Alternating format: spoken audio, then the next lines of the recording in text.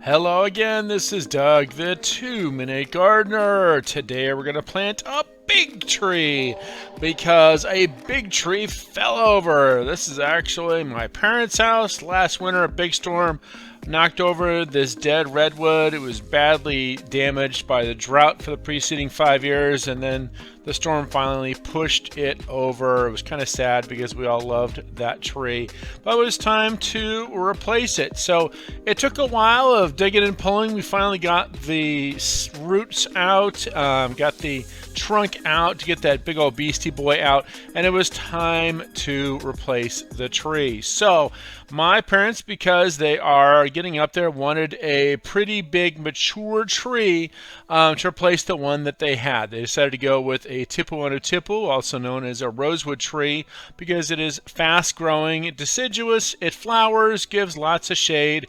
As you've seen in other videos when I talk about camellias, my mom has the most amazing camellias, so we needed to get some shade over those trees quickly. All right, so here's how we did it. First, as you can see, before we get cracking on anything, we want to make sure to mark where the water lines are so we don't excavate that hole where it's going to go. Then we kind of mark out where the big hole is going to go. The guys came in, started digging. Now, this is in Coronado, and it is very, very soft soil, so it was pretty quick digging, getting through that hole to excavate out. Now, a 36-inch box tree, typically you want to excavate about 36 inches down, depending on the height of the actual root ball, and it's important to measure it. And then you want to go out an additional 12 inches in all direction. Because this soil is so sandy, they did not need to excavate out quite that far. So they've excavated out the hole a few inches more on either side, and now it's time to bring in the tree. Now, when you're doing a big tree, a 36-inch box, and we'll talk about bigger trees in a little bit, you can either use a big tree dolly, or in this case, because it was a front yard, they were able to back the trailer directly up right to the hole. And the four very strong guys started wiggle. Now, a nice thing about 36-inch box tree is that the bottom part is about 30 inches, so it will fit on a ramp. So, as you can see, they're pulling, they're wiggling, they're pulling, trying to get this big tree down. And 36-inch box trees can weigh anywhere from 400 to 900 pounds. We estimated this one clocked in at the top end about 700 pounds because it had rained about a week before and the root ball was quite wet. All right, they have wiggled, and they finally got it down to the ground in that box form. Now, in California, most big trees are boxed. I know back east they bag them, but here they box them. So now they have it next to the hole, and of course, they want to make absolutely sure that they have the right depth for this tree. Now, an important thing when it comes to planting trees, it really depends on the soil. Because the soil is so soft here in Coronado, they deliberately planted this tree a couple inches high, knowing that the sheer weight of this tree was going to push down. They did not want the tree to be planted too low because then the grass would come up over the root crown and that would be detrimental to the tree health. So once they have measured it very carefully, they take the bottom off the box because it's easier to move the tree around if the box is still on the side. Now, granted, this tree was pretty mature for a 36-inch box, and it was already breaking the sides off, but there was enough on there that the guys with their gloves could wiggle it some more. So, as you can see, they are wiggling. They're wiggling. They're doing some more wiggling into the hole. Getting it close, getting it very close. Almost time for the exciting part, getting very close. Now, as I mentioned before, bigger trees, you have to use a crane. A 42-inch box, which is the next size up, and that's what you actually see in this one, weighs about 1,500 pounds on average. It could be as light as 1,000, as heavy as 1,800, but it's still a very heavy tree. It's more than 4 guys can handle. So when we have big trees like that, we use a big crane to get the tree into position. This one was just enough that 4 guys could have it. So they're wiggling. They've measured it many times.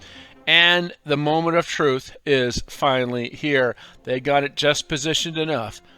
they're about to drop it in the hole. It's kind of like golfing. When you think you're getting the putt lined up and you check it multiple times to make sure you got it lined up just right, and almost there, almost there. Oh, there we go. It's in the hole. But it's a little crooked. Not to worry. Then it's time to first pull the sides off.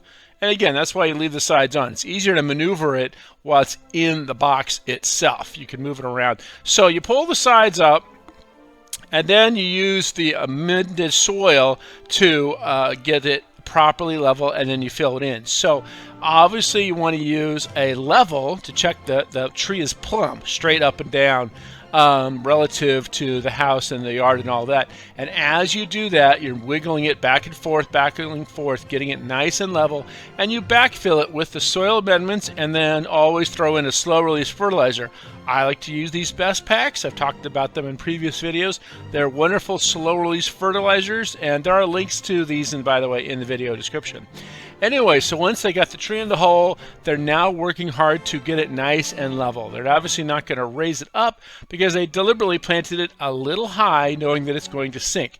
So, mixing in the soil, moving it all around. Now, if you live somewhere where the soil is rockier or tougher, you have to then just get a jackhammer and dig a bigger hole. This soil is extremely soft and sandy. The roots are going to have no time punching right through the native soil.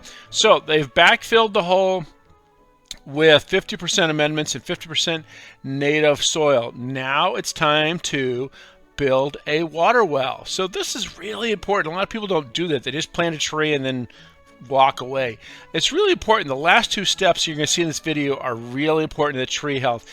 Build a water well around it, about 2 feet out in all directions, roughly 18-20 inches. And the purpose of this is to keep water right around the root crown for the first several months of this tree's life. So there's a great example of a water well and what it does. So it's really important that when you're done planting it, you do the water well. So that's number one. Number two, and now you're looking at the tree and go, well, it looks like you're done. It's finished. It's done. You're not done. It's really important that you take that nursery stake off the tree, because if you don't take it off the tree, you can see how it binds the trunk of the tree. This is like putting a rubber band on your esophagus. So it's really important that you double stake the tree. Even if it's a small little tree, you want to make sure that you will double stake the tree. You get one of these tree stake hammers, which allows one guy to drive it in. Now again, if you have really tough soil, and you got to use 2 guys pounding away. But again, nice easy soil. You can see that the guy here really pounds that thing in no time flat with this handy dandy tree stake hammer. And you can rent those. Those are pretty easy things to get and rent, to pound those tree stakes in nice and vertical. Rule of thumb is you want to put it out about where the water well is. Again, about 18 inches out, 12 to 18 inches out. Drive those 2 stakes parallel. Now, where do you put the stakes relative to the house or anything like that? In this case, we did it for aesthetic reasons, but also the primary purpose of these tree stakes is to allow the tree to mature in the wind. I kind of explained it as these rubber bands and tree stakes are workout equipment to build a healthy tree.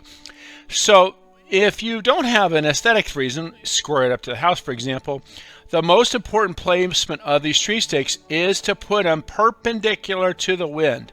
The tree at this particular property is likely to go backwards and forwards because that's the prevailing direction of the wind on this property. So you put the stakes perpendicular to that so they hold the tree steady against an oncoming wind. This movement allows the tree to build up the outer cambium layer and develop a nice, healthy, rigid trunk for long-term stability. Anyway, so you can see now he's doing the tree stakes. You crisscross those rubber bands, do them about 20 to 24 inches apart, and support them on both sides. You can do them this way, or you can also kind of zigzag it so that there's one on one side and then you go down, as you've seen in other videos I've done. But this is an outstanding job of making this tree nice and stable. Oh, there you go. We have planted a giant tree And here's some really important tips you can use for planting smaller trees.